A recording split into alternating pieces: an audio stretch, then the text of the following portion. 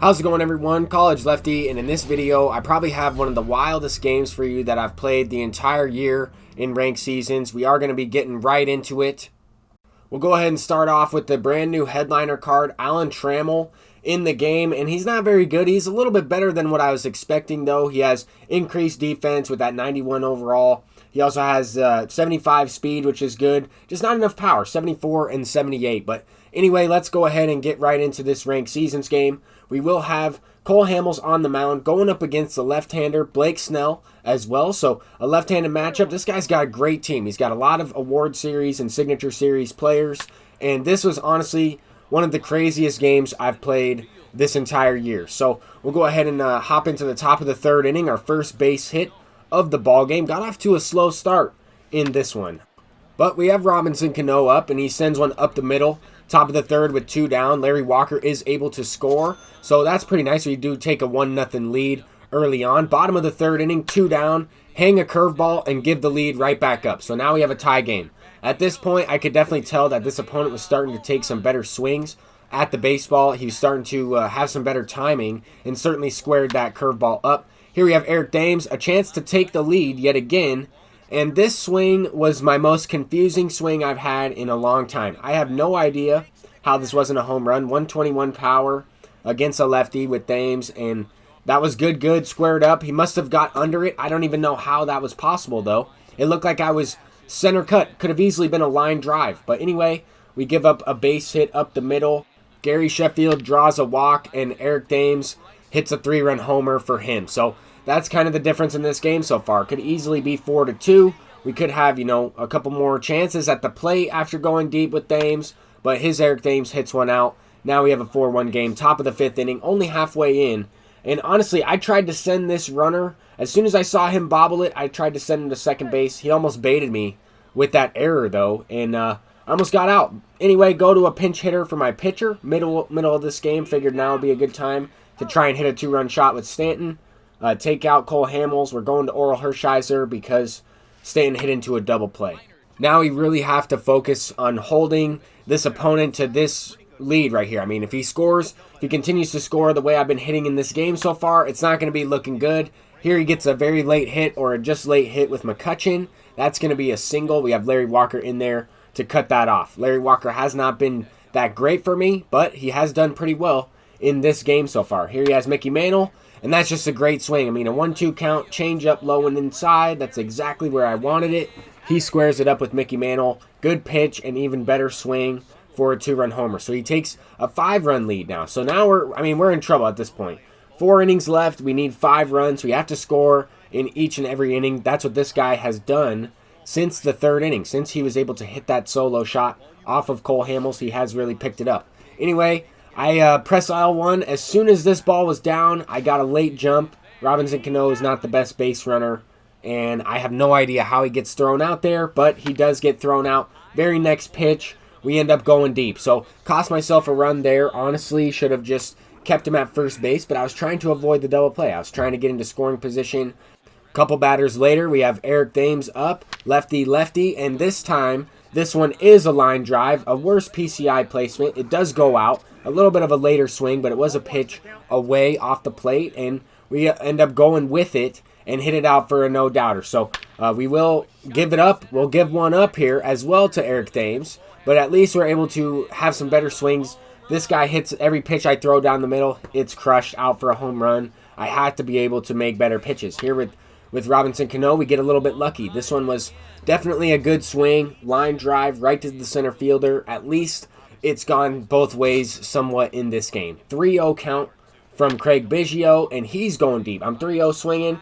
Good. He is going deep to the opposite field, making it a 7-4 game. So we're starting to pick it up. Back and forth ball game. We have yet to tie it, though, since the opponent took a pretty good lead on us, since he took a 6-1 lead earlier. But anyway, Mickey Mantle hits a 2-out double. I would have loved for that to be a home run. It was a perfect line drive swing. We don't get the home run, but Robinson Cano is clutching up with 2 outs. That's why I moved him up to the second spot in the lineup. He has been incredible for me. Lefty against righties. The only thing about him is that he has lower discipline and sometimes doesn't get the check swings when you're looking to get one. Here, I had a pretty good swing with Pablo Sanchez. It results in a fly ball, a pop-up to the third baseman. It was an 0-2 count. That would have been strike 3. I thought I got that, but maybe I was a little under it. Just popped it up. This opponent, though, was able to get rewarded on a few late swings so far. I mean, he does have a couple late swings. Here he goes with this one. This was a great swing from Andrew McCutchen. Andrew McCutchen's had himself a ball game. Here he goes up the middle with Larry Walker. Luckily, McCutchen goes back to second base, so he's not able to score on this play, but he does increase his lead, 8-6. And now we're just trying to avoid this right here. We're trying to avoid a 3-run homer. I thought that was a good pitch from Fernando Rodney. It was a pop-up, and it just goes out. It was a good swing. He waited on it just long enough, but I was kind of surprised at that swing right there. I was surprised that one did go out for a homer. In the 7th inning, he gets rewarded with another late hit. There's nothing I can do about that swing at all. That's a good pitch. That's right where I'm trying to throw it with Gagne, and just very late to right field. The other way, bloops it in for a single. Luckily, it doesn't result in a 2-run shot. At this point, we only have, 2 innings left, 6 outs to work with to try and make this comeback. So you really have to get something going here. Already 2 down in the top of the 8th, facing Raleigh Fingers, and Eric Davis sends one out on a solo shot. So that was good. Finally got a good, just early swing, perfectly squared up, and we get the right launch angle to send it out for a line drive home run that was pulled on an outside pitch. Here, Andrew McCutchen, bottom of the 8th, extends the inning with 2 outs. This is not at all what I need. Now I have to face Mickey Mantle. He already has a home run with Mickey in this game, and now he smacks a line drive to center field. So 85 speed. Luckily, that wasn't into the gap. He probably would have been able to score from first base. We hold him there, and now we need this out. This is a huge out. I brought in Billy Wagner, pretty much used every single pitcher that I have in this game. I had to. That was the only way I was going to be able to hold this guy to 11 runs. I mean, that's not even holding him. He absolutely smashed the baseball from the 2nd or 3rd inning on through the 7th or 8th inning. He scored every single time. So here we have to hit a couple home runs. We start off with a solo shot from Larry Walker. We're facing the 85 Aroldis Chapman, and here Cano rips a line drive. Perfect. I thought that was going to be a line out. I thought that was right to him. We're able to move up 2nd and 3rd with 1 out. So we do have a chance here. He goes to Adam Ottavino out of the bullpen, and Pablo Sanchez hits his 2nd home run of the game, and he ties it up with 2 outs left in the top of the 9th inning. Absolutely amazing. And now we are in the bottom of the 9th. I had a great chance to win the game there, or at least take the lead and try and close it out here. Now we're trying to avoid the walk-off as Chipper Jones makes this play. First out of the inning. Went with the cutter up and in. These are kind of some dangerous pitches. And here Gary Sheffield bloops it in. Another very late base hit. This is easily his 4th or 5th very late hit the other way on good pitches. I mean, there's nothing I can do about that. I'm trying to throw that pitch exactly right there, and he just bloops it in. I mean, he does have good high contact players, but that just cannot happen in this type of game. If I'm trying to win this game or at least hold them from walking it off, I cannot afford to give those up in the 9th inning. But we are able to get out of it. That is absolutely big. Facing some of the better lefties in the game, I had to pitch to Eric Dames and Robinson Cano there to avoid the walk-off. Here, Biggio is going the other way. This is a good swing. This is a little bit late, but it is still within the good timing window. Also pitches low and away, so I had to swing a little bit later. Reggie Jackson in. The only left-hander I had left besides him was Griffey, and Reggie goes deep on a no-doubter to take the 2-run lead in the top of the 10th. But that's not going to be enough, man. I need to score a couple more runs in this inning. This opponent has been able to hit well, and here we're going back-to-back with Mickey Mantle. So we go up by 3 runs now in the top of the 10th.